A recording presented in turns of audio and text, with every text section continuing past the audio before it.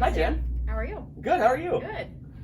We are here on our new video series. We haven't really named the video series yet, but we're here. We're excited. We're talking specifically to parents with kids in our youth programs. That's kind of what we're here for. But before we kind of get into what this video series is about, I wanted to kind of start with getting into why specifically both you and I are in ministry in the first place, kind of like the why of our mission, why we feel like God has called us to these roles, to where we're at.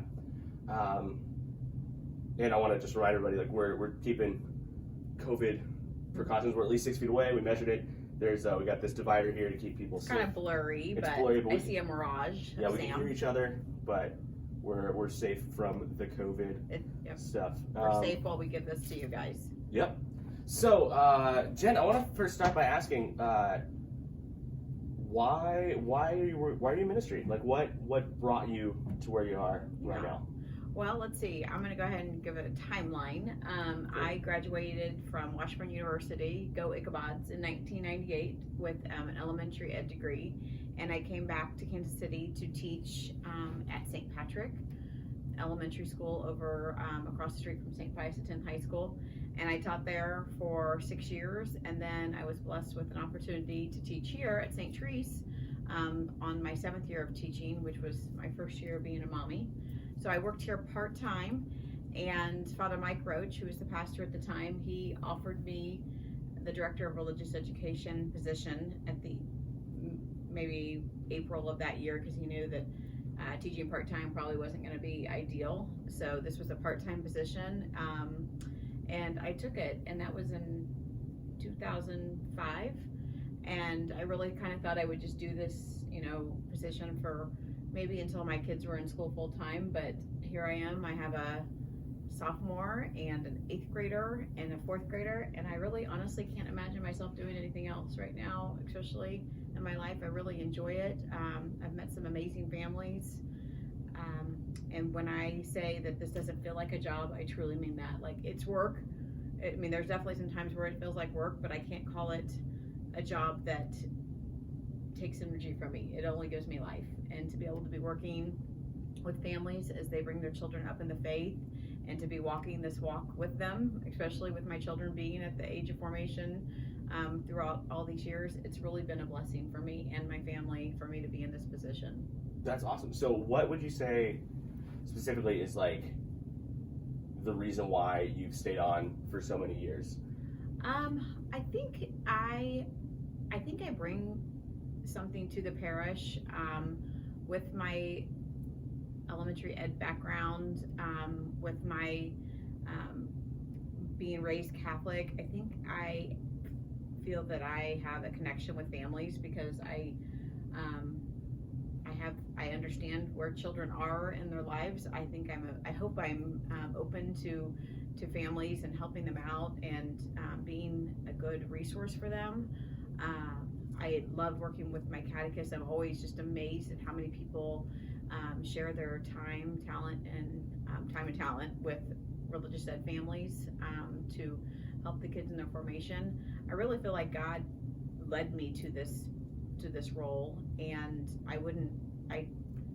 it's been really life-giving to me. So I don't know why I would look for anything else to do in my life right now, because it just really is very life-giving. Now, COVID has definitely changed things. Sure. This is definitely not my normal agenda for RE, but even with that being said, this has been really an amazing year so far, and I'm looking forward to where this brings us for next year. Yeah. Kind of talking about that you mentioned that you feel like God has really kind of like led you to this role. Can you describe like what it was like experiencing God leading you into this role? Well, I just always feel like when I look back at my life, I'm like, I would never have pictured me doing this, but now that I've done it for as long as I have, I can't imagine me not doing this. So I can't give anybody credit other than God for that. Like, I really feel like He put me where I need to be when I need to be there, and He has helped me to share my talents and my time and using them in a way that really could benefit our parish. And so that makes me happy to know that God knew what I needed to do. Yeah. And I listened. I love it. I Yeah. love hearing it. Yeah. So how about you? That's a great question. So growing up, I'm the oldest of four in a Catholic family. My mom's a Catholic, my dad's a convert, and the faith has always been really, really important in just kind of the life of our family growing up. But growing up, to me personally, it was always, at least through middle school, the faith was not really my faith. It was just kind of like what we did as a family. It wasn't really personal for me. It was more just kind of like, hey, this is what mom and dad tell you to do, and so I do it. It was just kind of a bunch of boxes I check off, right? Like I said grace before meals, check. I went to Catholic school and I aced my religion test, boom, check. I didn't kill my brothers, check, boom, I'm a good Catholic, I did it. Followed the 10 Commandments, aced the tests, checked all the boxes, did the things, there, I'm done. That's kind of like what my faith was to me growing up. It wasn't until I got involved with my parish's Life Teen program that my faith really kind of became alive to me. You know, it was like, I don't know how to really describe it other than like my eyes were kind of opened to a wider reality beyond just kind of like this checking of boxes that I grew up with. It was, I saw my peers for the first time. I'd never seen like peers of mine who were on fire for their faith. Like fellow high schoolers, fellow freshmen and sophomores in high school who knew Jesus and loved Jesus and were like having a great time doing a church thing. Like it was church for me growing up. It was my biggest like desire to get out of church was like, how much could I skirt my dad's dress code that he had for me for Sunday Mass? Like, I didn't want to like tuck in my shirt or like I wanted to wear a t-shirt and shorts, and my dad was always like, no, you gotta dress up. So that was my experience of like my personal participation in church was how much could I get away with, and could we sit next to our cousins so I could like have somebody to play with at Mass. Right. But these are people who like their faith was their faith. It wasn't their parents' faith. It was their own personal faith. And just seeing like that weekend on that retreat, seeing like the fire in their eyes and like just the excitement and the joy that they had around faith, particularly around like adoration. Like I've been to adoration before, but it was always just kind of like this quiet in like our parish's adoration chapel. Like it was silent. You brought a Bible, you maybe prayed a rosary and tried to stay awake.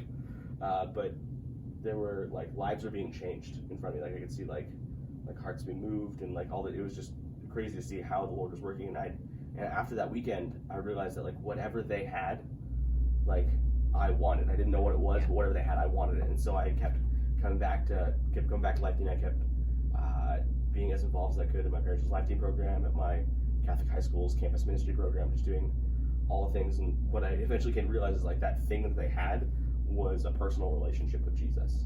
And that's what made their faith come alive to them. It wasn't that, I don't know, like checking the boxes is good and necessary, but like there's more than just checking boxes with our faith. It's our faith is an encounter with a person, right? And so I spent the rest of my time in high school being as involved as I could in youth group and at my Catholic high school, and then eventually went off to Franciscan University of Steubenville in Steubenville, Ohio, to study youth ministry.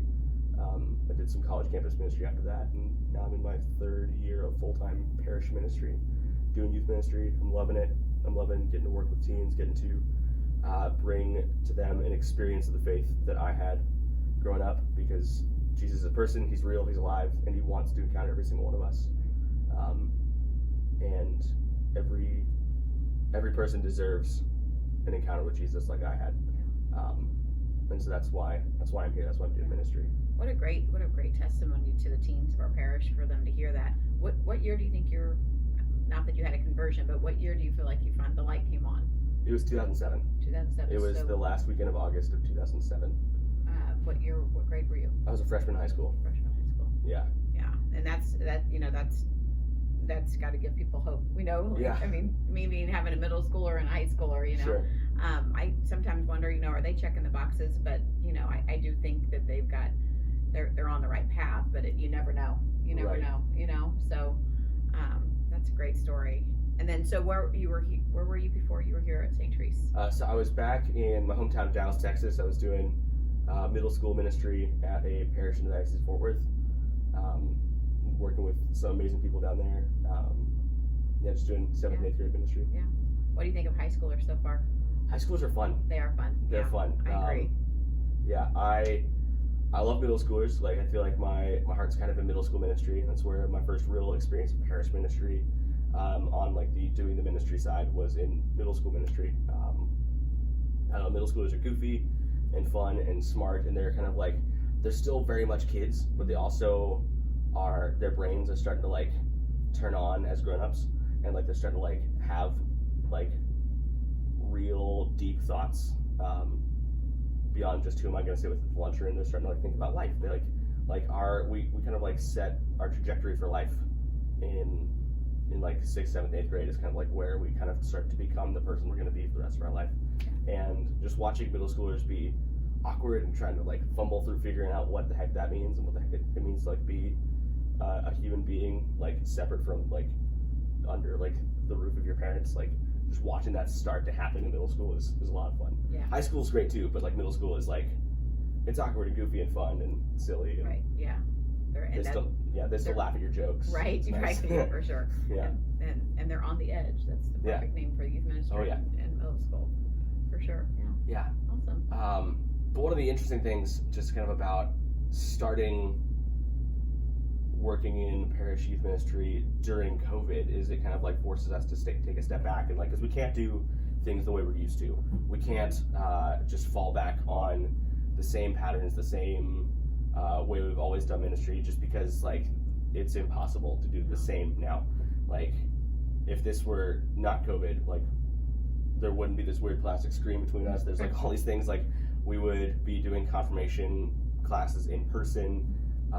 We wouldn't have invested a lot of money in live stream equipment for the parish because people can just come to the parish. But there's just a lot that like, it has to be different, a lot that we have to kind of like, a lot that we have to change, and it kind of forces us to take a step back and like, what is essential, like what is the most important thing. Yeah.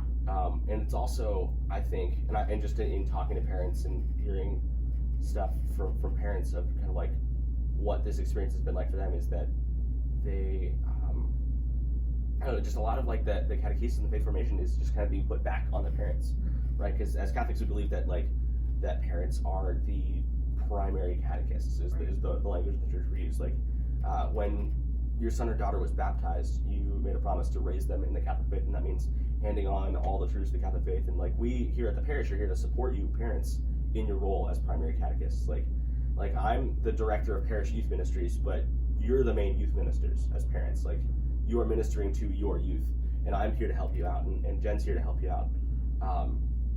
And so just in hearing and talking to parents during COVID, like a lot of parents are kind of like realizing that like, this is difficult. Like it's hard. Like, right? Like, Jen, what would you say your experience? Like, you actually have middle schoolers and high schoolers. Like, what would it's funny that you say that. A couple of things that came to mind when we were preparing our schedule this summer, when Sam and I first met.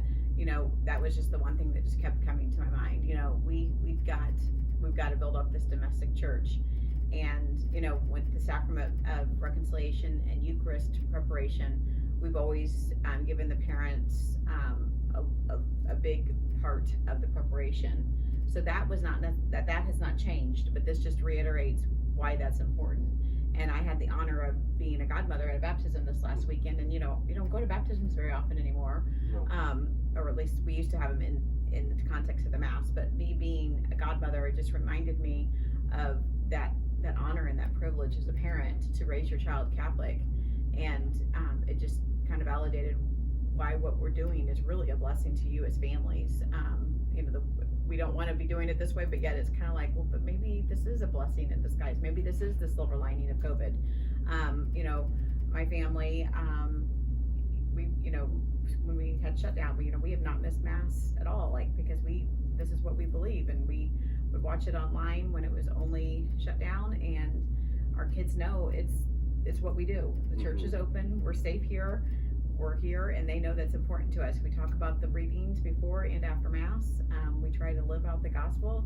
Some days it's really hard. Sometimes we don't even make it out of the parking lot without having to remind ourselves of what we just heard and what we just received in the Eucharist. So, but it is a blessing that we have these opportunities to come closer as a family. And I look look back at my childhood, my parents didn't have this kind of support that we hope we're giving to families. Sure.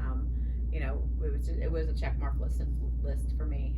So you're very fortunate you had that experience as a young kid. I always knew it was important to me, but no, I didn't get to have that opportunity as a high schooler. It was just one of those things that I know this is important to me. I know I need Jesus in my life, and I'm going to make sure He's always with me. So yeah. Well, praise the Lord for that. Praise the Lord that you have that. You have that desire of like, Jesus is important to me, and I want to like have Jesus be a part of my life.